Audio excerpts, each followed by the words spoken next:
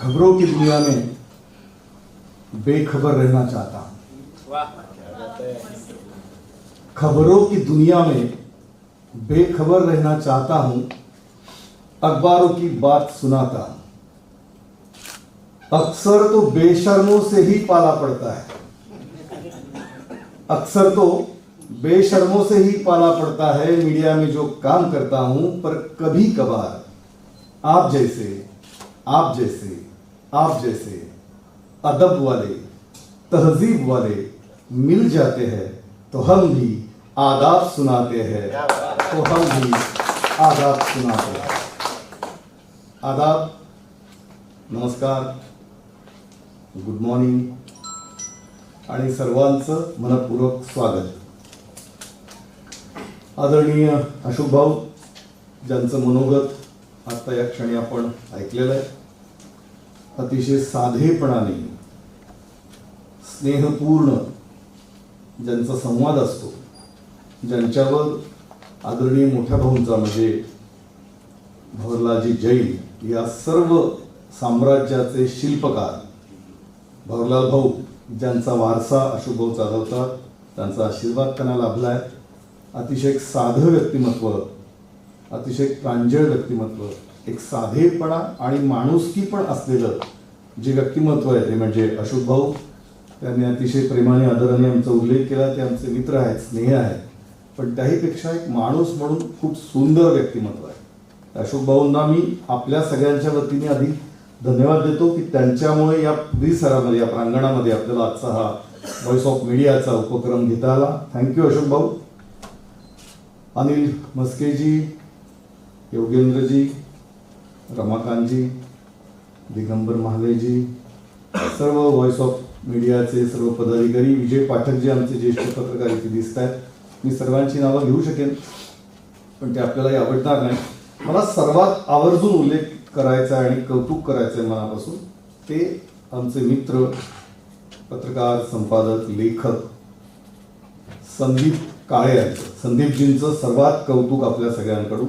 मित्र, हे सोपं नाही, ज्या पद्धतीने तुम्ही सहजपणे मागे थांबतात या सगळ्यांच्या पाठीशी।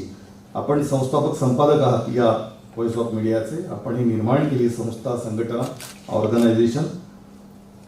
खुर्चीसाठी धडपडणारं हे जग आणि आता सध्या काय चाललंय आपल्या अवतीभोवती, किंवा स्टेजवर बसण्यासाठी, व्यासपीठावर विराजमान होण्यासाठी पुढे पुढे करणारी जी एक जमात आहे, किंवा पुढे राहणारी जी एक जमात आहे, राहण्यासाठी धडपडणारी जी आपल्या अवतीभोवती माणसं आहेत, त्या सगळ्यांच्या मध्ये हे वेगळेपण उठून दिसणार आहे। मला नटसम्राटची आठवण येते संदीपजी, तुमचा हा रोल, तुमची भूमिका पाहून। सुरुवातीला जेव्हा तात्यासाहेब शिरवाडकरांनी गणपतराव बेलवलकरांचं स्वगत लिहिलंय, ते सांगत असतात, सुरुवात करतात, आणि यार ते डॉक्टर कुठे आहेत असा प्रश्न विचारतो। डॉक्टर कोण? तर ज्या डॉक्टरांनी तो समारंभ, त्यांच्या सत्काराचा, सन्मानाचा, नटसम्राट म्हणून त्यांना जो पुरस्कार द्यायचा असतो, तो समारंभ ज्यांनी आयोजित केलेला असतो, त्याचे संपूर्ण जे प्रमुख असतात, ऑर्गनायझर, ते डॉक्टर असतात, आणि ते डॉक्टर कुठतरी लांब दूर बसलेले असतात, ते व्यासपीठावर नसतात। त्याचा गणपतराव बेलवलकर आवर्जून उल्लेख करतात आणि हे सांगतात न चुकता की हा माणूस असा आहे की सगळं घडवेल, सगळा करता करविता तो आहे, पण सगळ्यात मागे कुत्रे तो दिसणारही नाही, लोकांमध्ये कुत्रे असेल, स्टेजवर येणार नाही। संदीपजी, हे खूप दुर्मिळ आहे मित्र, तुमचं मनापासून यासाठी कौतुक। मी यासाठी कौतुक करतोय, जाहीरपणे करतोय। मला याची पण कल्पना आहे की इथे रेकॉर्डिंग सुरू आहे, कोण कुठल्या दैनिकात आहे, कोण कुठल्या स्पर्धेमध्ये आहे, याचा फार विचार केला जातो अलीकडे बोलताना, किंवा अप्रिसिएशन हे जे मूल्य जीवनामध्ये एखाद्या माणसाची, म्हणजे स्पष्ट सांगायचं म्हणजे कुणाचे पोवाडे गाण्यापेक्षा कोणाची जर स्तुती किंवा प्रशंसा आपल्याला करता येत असेल, आणि जर चांगलं असेल, ऑब्व्हियसली जे चांगलं असेल, जे सुंदर असेल, त्याला चांगलं म्हटलंच पाहिजे, त्याचं कौतुक जाहीरपणे व्हायला हवं। कोण कुठल्या दैनिकात आहे, कोणत्या मीडियात आहे, यापेक्षा सुद्धा ते काय करतायत हे महत्वाचं आहे। म्हणून आवर्जून, जाणीवपूर्वक, जाहीरपणे तुमचं कौतुक करतोय सगळ्यांच्या साक्षीनं, कारण हे काम सोपं नाही, ऑर्गनायझेशन। मगाशी जर श्रीकांत भारतीय फार सुंदर अशोक भाऊ म्हणाले त्याप्रमाणे त्यांनी अतिशय अभ्यासपूर्ण, अतिशय छान विवेचन आणि छान मांडणी आपल्या सगळ्यांसमोर केली। खरं म्हणजे राजकीय, सक्रिय राजकारणात असलेला माणूस इतकं सुंदर बोलू शकतो, इतके चांगले विचार मांडू शकतो, ह्याच्यावर बऱ्याचदा विश्वास बसत नाही। कारण तुम्ही अवतीभोवती आपण बघतो कोण कोण काय काय कसं कसं बोलतो, त्या बोलण्याकडे दुर्लक्ष करावं लागतं पत्रकारांना, संपादकांना. इथपर्यंत त्यांचं बोलणं आपल्याला अनाकलनीय असतं किंवा अनाठायी असतं. या अर्थाने संदीपजींचं हे काम, व्हॉइस ऑफ मीडियाचा उल्लेख अशोक भाऊंनी केला, श्रीकांतजींनी केला, सर्वच वक्ते करतील. एक महत्त्वाचं प्रशिक्षणाचं शिबिर आहे आणि हे जैन हिलच्या या प्रांगणामध्ये होतं, याचा मगाशी जसा श्रीकांतजींनी उल्लेख केला. कारण अशोक भाऊंचं, भवरलालजींचं म्हणजे मोठ्या भाऊंचं नातं हे शेतीशी आणि मातीशी आहे. कृषी संस्कृती आणि ऋषी संस्कृती, आपण ज्या दोन संस्कृती मानतो भारतीय संस्कृतीमध्ये, याच्याशी नातं सांगणारं, साधेपणानं माणुसकीनं जगणारं आहे, एवढं विश्व, एवढं साम्राज्य उभं करणार आहे. भवरलाल भाऊंनी तर हे केलंच आहे, पण हे पुढे टिकवण्याचं आणि वाढवण्याचं काम त्यांच्या मुलांचं, सुपुत्रांचं, चारही, त्यात अशोक भाऊ हे मोठे थोरले सुपुत्र आहेत, त्यांच्या तिघ भावांनी. आणि ही जी व्हॉइस ऑफ मीडियाचा मला वाटतं त्याच्यामध्ये पॉझिटिव्ह जर्नलिझम हा एक महत्त्वाचा मुद्दा आहे आपल्या सगळ्या एकूण वाटचालीमध्ये.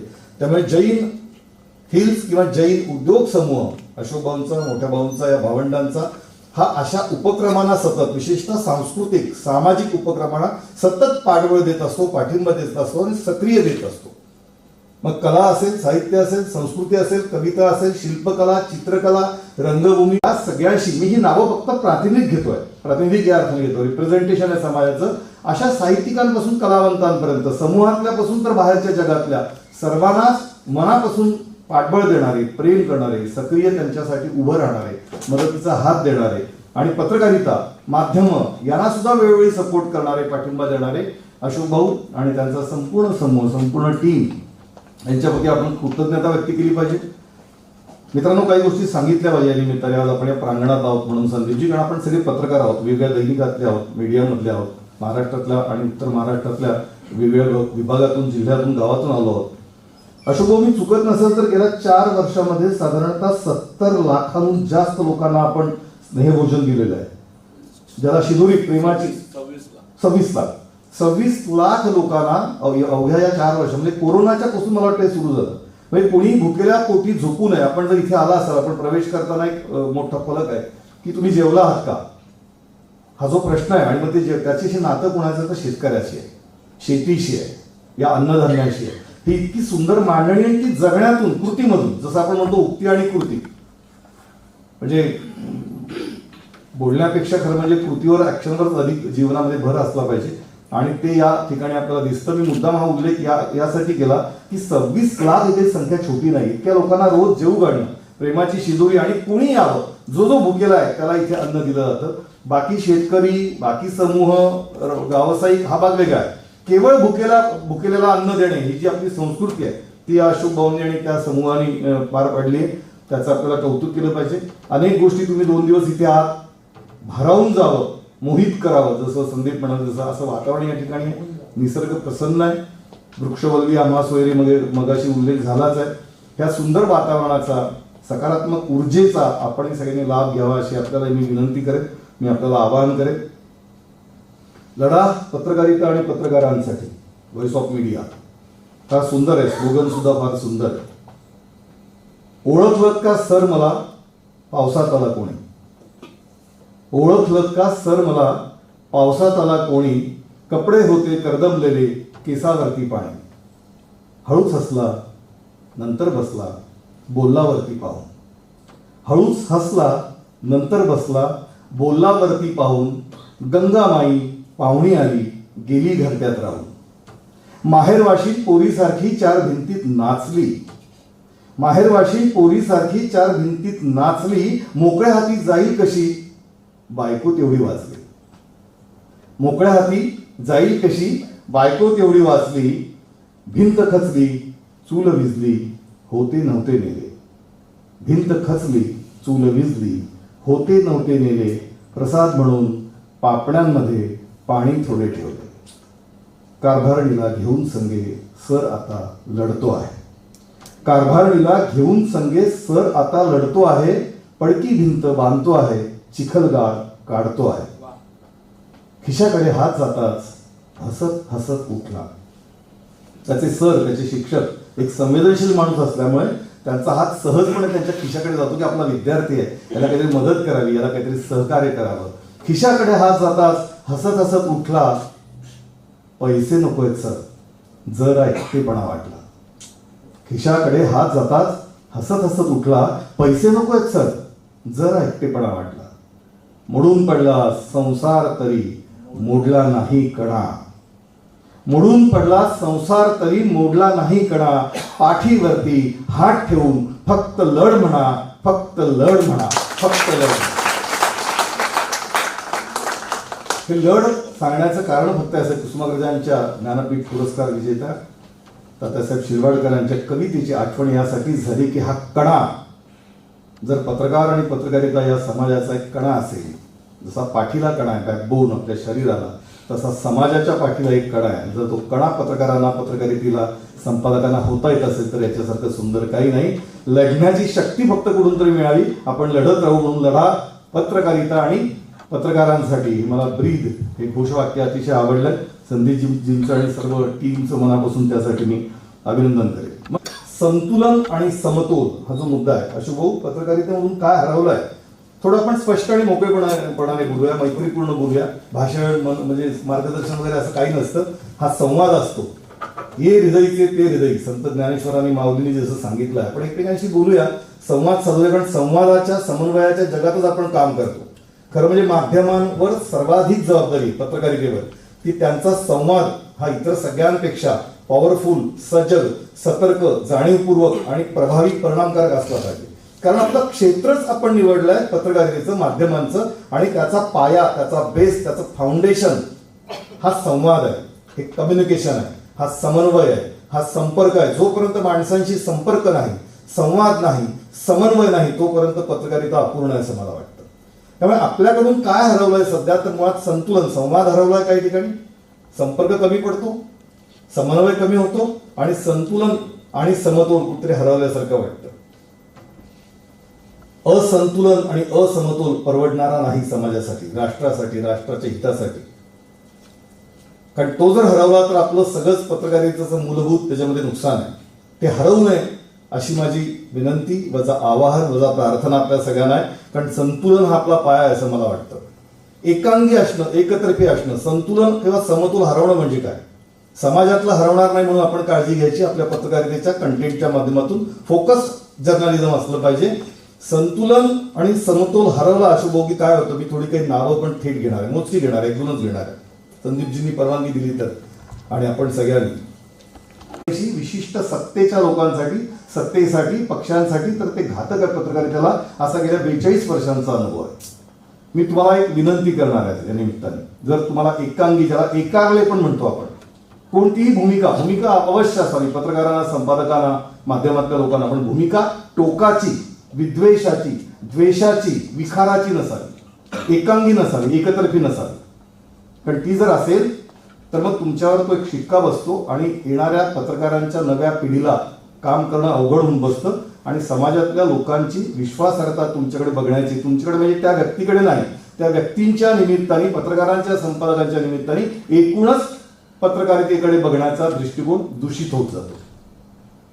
त्यामुळे संतुलन हरवणार नाही, समतोल हरवणार नाही, शांतता हरवणार नाही, पीस हरवणार नाही. कारण पत्रकारिता शांततेसाठी, पत्रकारिता सौहार्दासाठी, हे आपल्या सगळ्यांचं ब्रीद असलं पाहिजे. कारण संवाद असेल, समन्वय असेल, शांतता असेल, सुरक्षितता असेल आणि सौहार्द असेल तर या समाजाचा विकास, समाजाची प्रगती, ज्याची आपण चर्चा करतो, की राजकारणी, सत्ताकारणी तेच सांगत असतात. मी जळगावला एका अनेक निवडणुकांच्या माध्यमातून मोठ्या भाऊंशी, म्हणजे आदरणीय भाऊंच्या सान्निध्यात राहिलो.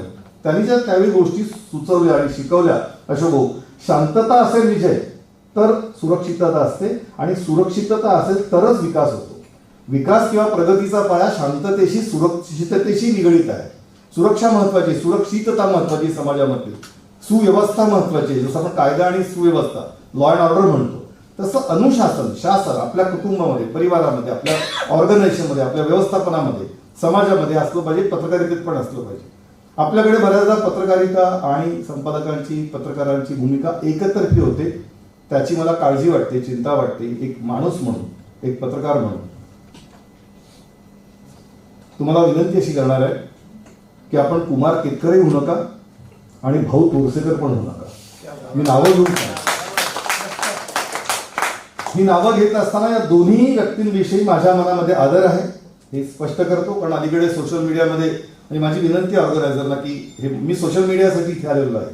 मी फेसबुकवर मला रस नाही, इंस्टाग्रामवर रस नाही, कुठल्याही सोशल मीडियाच्या मध्ये रील करणे, लोकांपर्यंत दाखवणे काही. तुमच्याशी संवाद महत्वाचा आहे, पण मी जाणीवपूर्वक नावं घेऊन सांगतोय आणि ही नावं प्रातिनिधिक आहेत. पहिली गोष्ट, मी कुमार केतकरांच्या रांगेमध्ये आणखी काही नावं घेऊ शकेल, 10-15 महाराष्ट्रातली आणि देशातली, आणि त्याच वेळी मी भाऊ तोरसेकरांच्याही रांगेमध्ये काही नावं घेऊ शकेल, या महाराष्ट्रातली देशातली. ही नावं का घेतोय? कुमार केतकर आणि भाऊ तोरसेकर होऊ नका असं आवाहन माझ्या पत्रकार बांधवांना, संपादकांना करतोय, जाहीरपणे करतोय, पहिल्यांदी करतोय. कारण कुठेतरी स्पष्ट परखड आपणही बोललं पाहिजे. जसं ते स्पष्ट आणि परखड भूमिका मांडतात, पण ती एकांगी मांडतात. पत्रकारांना, संपादकांना, समाजासाठी अशी एकांगी, एकारली भूमिका परवडणारी नाही. कुठल्या तरी सत्तेच्या एका विचारसरणीशी किंवा पक्षाशी तुम्ही आयुष्यभर बांधिलकी ठेवून फक्त त्यांचा विचार पुढे नेता, आणि ते करत असताना इतर पक्षांवर, इतर विचारधारांवर, इतर व्यक्तींवर, इतर संस्थांवर तुम्ही आयुष्यभर अन्याय करत असता. तुम्ही जेव्हा स्पष्ट आणि परखड बोलता असं तुम्हाला वाटतं, तेव्हा तितकीच स्पष्ट आणि परखड भूमिका इतरांची पण असते. या दोघा व्यक्तींचं नाव घेताना, आदरपूर्वक नाव घेताना, त्यांचं लेखन, त्यांचं वाचन, त्यांचं चिंतन, त्यांचं मनन, त्यांची मांडणी याच्याबद्दल आदर आहे. विरोध कुठे आहे? स्पष्ट विरोध आहे त्यांच्या एकांगी भूमिकेला आहे. मी सांगण्याची गरज नाही की कुमार केतकरांनी आयुष्यभर कोणत्या पक्षाची किंवा पक्षाच्या प्रमुखांची किंवा हायकमांडची बाजू घेऊन लेखणी आणि त्यांचं वक्तृत्व, त्यांची वाणी, लेखणी आणि वाणी झिजवली. ते भाऊ तोरसेकर आज करतायत. आता हे दोघं त्यांच्या ठिकाणी झालं. बरं, माझा विरोध त्यांना नाही. मग तुम्ही पत्रकार आणि संपादक म्हणू नका, ही माझी भूमिका आहे. तुम्ही राजकारणात जात आहे, सक्रिय राजकारणात जा, त्या पक्षाचं सदस्यत्व घ्या आणि त्या पक्षाचा प्रचार करा, प्रसार करा. आमचा विरोध नाही. त्यांचे प्रवक्ते व्हा अधिकृतपणे. पण तुम्ही पत्रकारितेत राहून, पदांवर राहून, संपादक पदावर राहून जर्नलिझम करतोय असं सांगून जेव्हा तुम्ही एकाच विचारसरणीला बांधील असता, तेव्हा तो समाजातल्या अन्य घटकांवर, अन्य क्षेत्रांवर, अन्य विचारांवर अन्याय असतो, अशी आमची भूमिका आहे, माझी भूमिका आहे. कदाचित ती कोणाला आवडेल, कोणाला नाही आवडेल, त्याच्यावर टीका होईल, होण्यात काही हरकत नाही, कारण कधी कधी टीका याचा सहन केली पाहिजे. माझा मुद्दा फार स्पष्ट आहे. मी तुम्हाला आवाहन केलं आजच्या या प्रशिक्षणाचा एक मुद्दा आहे, माझा प्रबोधनाचा एक मुद्दा आहे की आपल्याला विनंती आहे, कोण व्हा काय व्हा मी सांगणार नाही, तुमच्या समोर सगळी नावं असतील, पण संतुलित व्हा. मूळ मुद्दा तिथे आहे, समतोल पत्रकारिता, बॅलन्स. मग अशी शिकांजींनी इम्बॅलन्स हा जो शब्द वापरला त्या अर्थाने.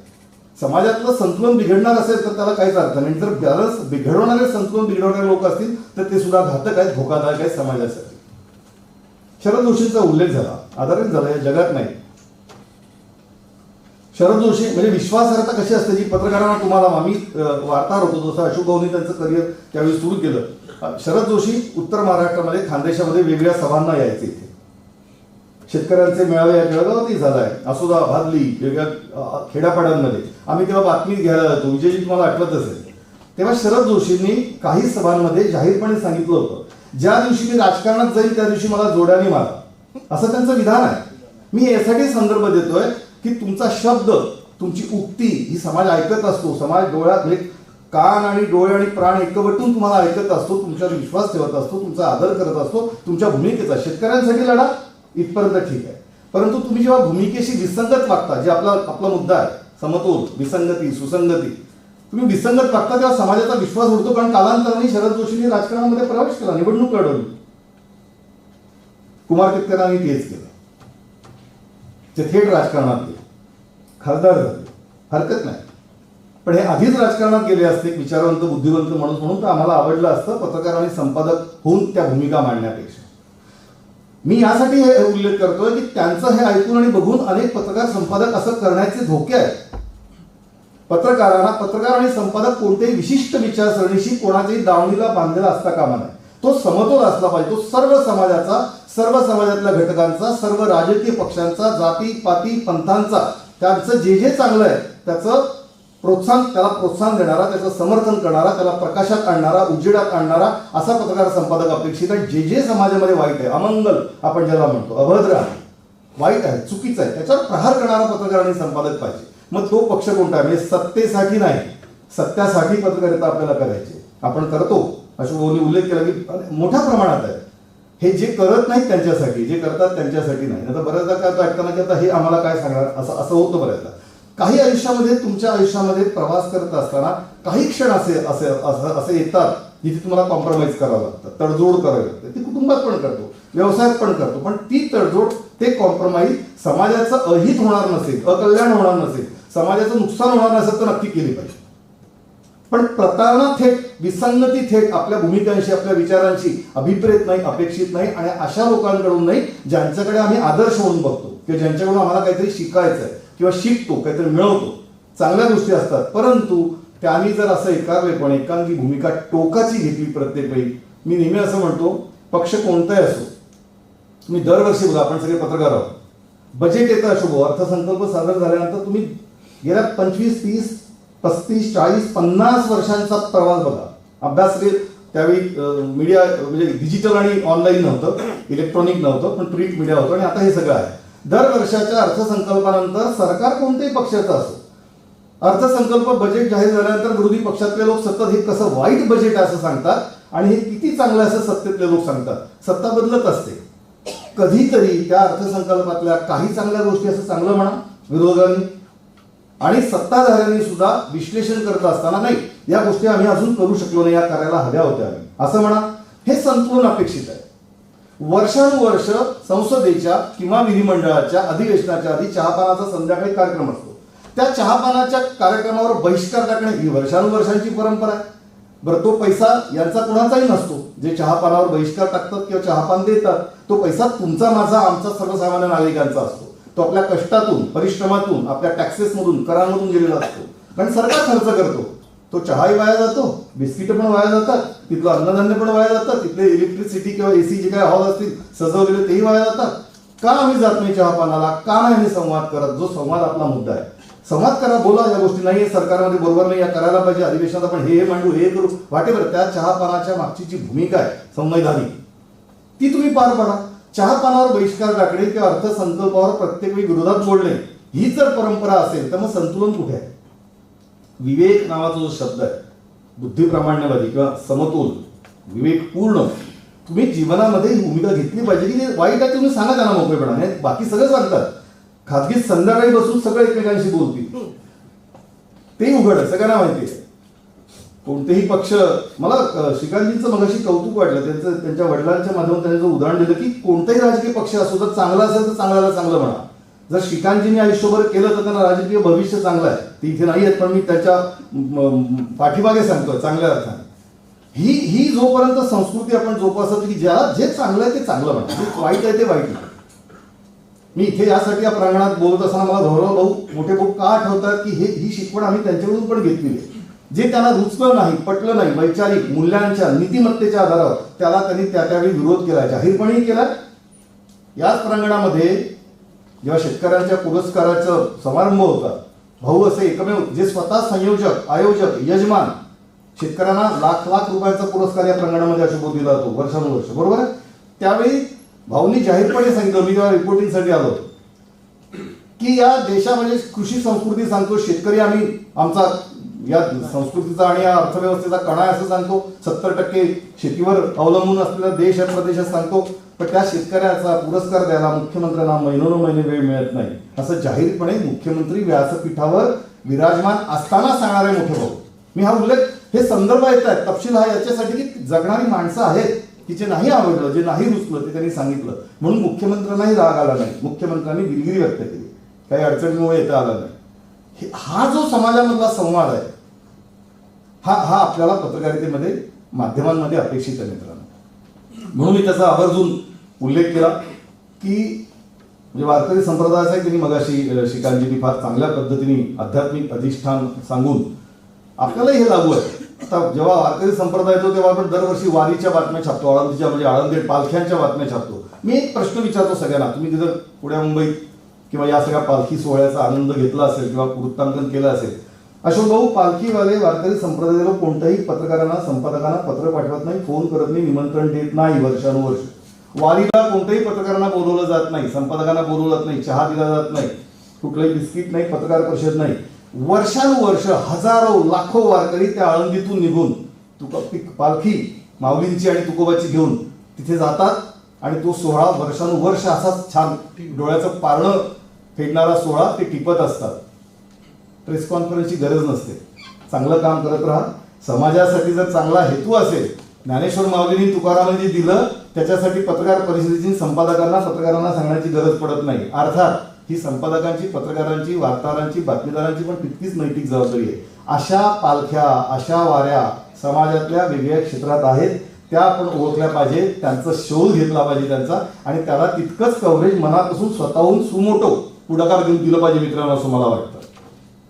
व्हॉइस ऑफ मीडिया, माध्यमांचा आवाज असं व्हॉइस आहेच त्याच्यामध्ये, आवाज असलाच पाहिजे, आपण आवाज बनलंच पाहिजे आहोत. पण आवाज म्हणजे ओरडणं नाही, आवाज म्हणजे आक्रस्तळेपणा नाही, आवाज म्हणजे बोंबाबोंब नाही, उगीच ओरडायचं. म्हणजे काही पत्रकार संपादक लेखनातून किंवा आपल्या वाणीतून, बोलण्यातून अकांड तांडव करून व्यक्त करत असतात, त्याची गरज नाही समाजामध्ये. आवाज होता आला पाहिजे, आवाज बनता आला पाहिजे, हा त्या मागचा सरळ सरळ आपला हेतू आहे. कुठेतरी बोललं पाहिजे. फक्त सनसनाटी पत्रकारिता करण्याऐवजी संवेदनशील पत्रकारिता आपल्या सगळ्यांकडून अभिप्रेत आहे, अपेक्षित आहे समाजाला. जेव्हा जेव्हा आपण सगळ्या लोकांशी बोलतो, भेटतो, सकारात्मक पत्रकारिता, मगाशी मी उल्लेख केला, पुन्हा त्याचा आवर्जून उल्लेख करेन की जर व्हॉइस ऑफ मीडियाचं ते एक घोषवाक्य आहे आणि त्यातला एक अजेंडा आहे, तर सकारात्मक पत्रकारिता अत्यंत महत्त्वाची, पॉझिटिव्हनेस आपल्या समाजामधला. कारण समाजात रोज वर्तमानपत्र काढताना किंवा मीडिया काढताना लोक सकाळी वर्तमानपत्र उघडल्याबरोबर जर नको ते छायाचित्र, नको तो कंटेंट, ज्याला आपण क्राईमशी निगडीत जास्त म्हणतो, लोकांचा दिवस खराब होतो असं मला वाटतं. असं वाचकांच्या प्रतिक्रिया आपल्याला येतात. आपण जे थेट जगतोय, बोलतोय, त्याच्या संबंधी पण आपण बोललो पाहिजे. त्या दृष्टीने सुद्धा सकारात्मक पत्रकारिता करता आली पाहिजे. माऊलींच्या त्या पसायदानामध्ये पण फार सुंदर ओळी आहेत या संबंधी, आणि पॉझिटिव्हिटीचं फार सुंदर वर्णन ज्ञानेश्वर माऊलींनी त्याच्यामध्ये केलं आहे. मग अशी फिअर आणि फेअर आणि फेवर याचाही उल्लेख झाला. नो फिअर, नो फेवर आणि नो फीवर इव्हन, म्हणजे ताप, मनस्तापही नको, फेवर पण नको, आणि फिअर म्हणजे भीती पण नको. आणि नीती असेल तर भीती असत नाही, पण नीती नसेल तर मग भीती असते. त्यामुळे पत्रकारांनी, संपादकांनी आपापली नीती, आपापली मूल्य जर शाबूत ठेवली तर भीती बाळगण्याचं कारण नाही असं मला वाटतं. आपल्या सगळ्यांच्या समोर अनेक आव्हानं आहे काळाच्या ओघामध्ये. पूर्वी फक्त प्रिंट मीडिया होता, त्याच्याही काही मर्यादा होता. नंतर मग टेक्नॉलॉजी आली, त्यांचं सोशल मीडिया आला, इलेक्ट्रॉनिक आलं. 90चं दशक आपल्याला आठवतं, 80चं दशक आठवतं आत्ताचं. आणि आता तर व्हॉट्सअप नावाची जी युनिव्हर्सिटी आहे अशोक भाऊ, त्यांनी प्रचंड नुकसान केलं आपल्या सगळ्या पिढ्यांचं, पत्रकारांचं. किती त्यातली माहिती तुम्हाला माहिती आहे सोशल मीडियावर आणि व्हॉट्सअपवर काय काय येते. त्यामुळे विश्वासार्हतेचा मुद्दा, क्रेडिबिलिटीचा मुद्दा त्या ठिकाणी येतो. आपल्या सगळ्यांना आपली क्रेडिबिलिटी शाबूतच ठेवायची आहे. हे सगळ्यात मोठं आव्हान विश्वासार्हतेचं मित्रांनो, आपल्या सगळ्यांना, माझ्यावर, तुमच्यावर, प्रत्येकावर, इंडिव्हिज्युअली आणि कलेक्टिव्हली. सर्व वृत्तपत्रांसाठी, सर्व माध्यमांसाठी, इलेक्ट्रॉनिक असेल, प्रिंट असेल, सोशल असेल, पोर्टल असेल, ऑनलाईन असेल, डिजिटल असेल, वाटेवर जी माध्यम आहेत, ज्याला मल्टी मीडिया म्हणतो आपण, त्या सगळ्यांच्या माध्यमातून विश्वासार्ह पत्रकारिता करणे, नाहीतर लोकांचा विश्वास आपल्यावर राहणार नाही. तो जर टिकवून ठेवायचा असेल तर सुसंवादी भूमिका, विसंवादी नसावी, विश्वासार्हता आपल्या सगळ्यांच्या बद्दल असावी. आर्टिफिशियल इंटेलिजन्सचा उल्लेख जाता फक्त ओझरता करायला पाहिजे, कारण कृत्रिम बुद्धिमत्तेचं सध्या जग आहे आणि तेही मोठं आव्हान आपल्या सगळ्यांसमोर आहे. बऱ्याच लोकांना जसं कोरोनामध्ये काही वर्तमानपत्रांचे खप कमी झाली, काही वर्तमानपत्रांच्या आवृत्त्या कमी झाल्या किंवा बंद पडल्या, ते एक आव्हान होतं. त्याच्यातूनही आपण बाहेर पडलो. पुन्हा एकदा प्रिंट मीडिया पुन्हा एकदा आहे, त्याचं अस्तित्व आहे, पुन्हा एकदा अंक वाचकांनी आपल्या हातात घेतलं आहे. फक्त हे टिकवणं, खप वाढणार नाही असं म्हणतात, कदाचित वाढणार नाही, पण तो कमी होणार नाही, हे आपल्या हातामध्ये सगळ्यांच्या.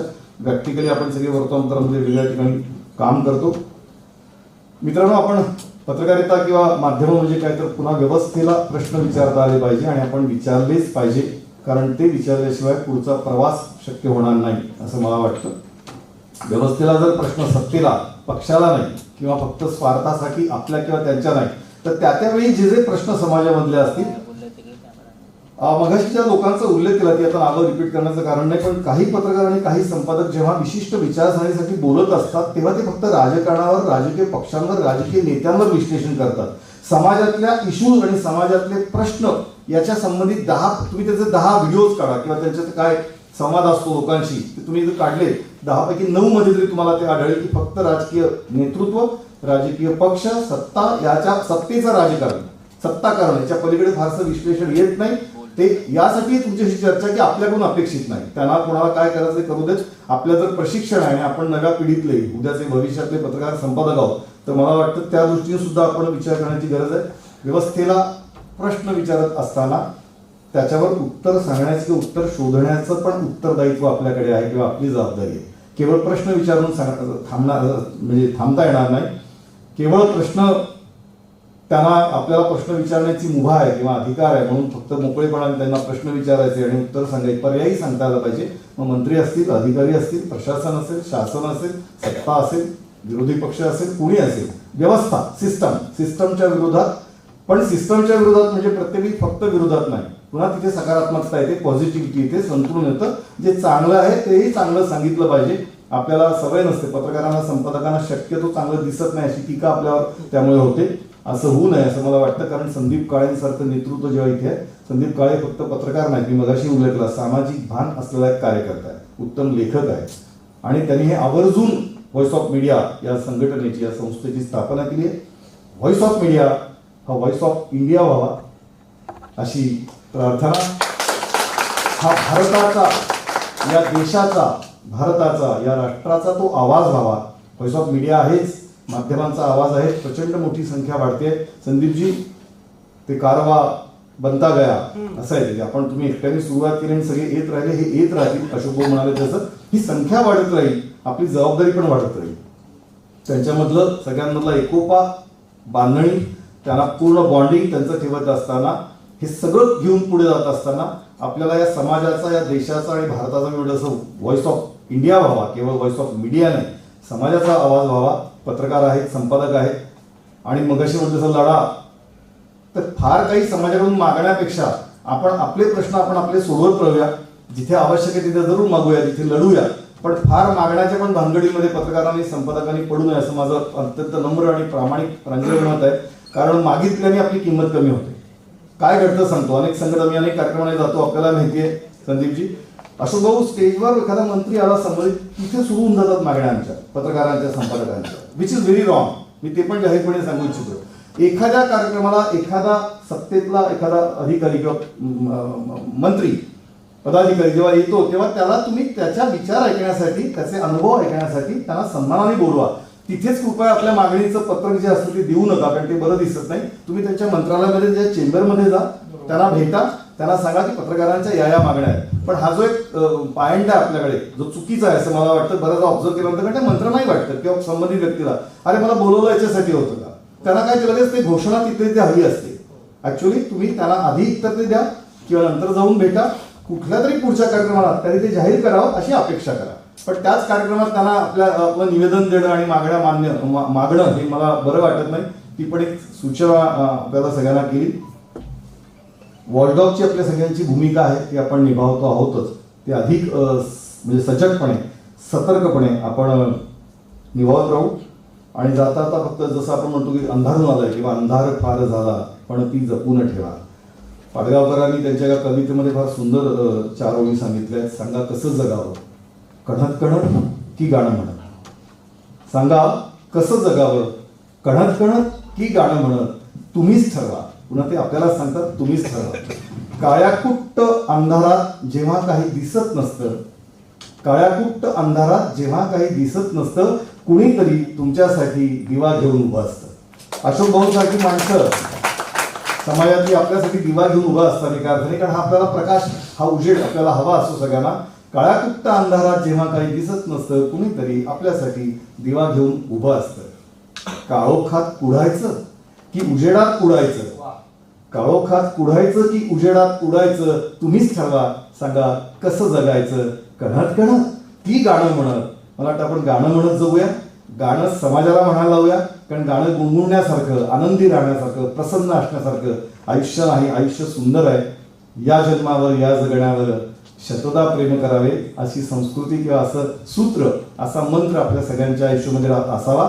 आणि हा मंत्र आणि सूत्र पुढे नेण्यासाठी व्हॉइस ऑफ मीडिया काम करत राहील आणि व्हॉइस ऑफ मीडियाचा व्हॉइस ऑफ इंडिया होईल हा माझ्या मनात विश्वास आहे. त्यासाठी तुम्हाला सगळ्यांना मला थँक्यू व्हेरी मच.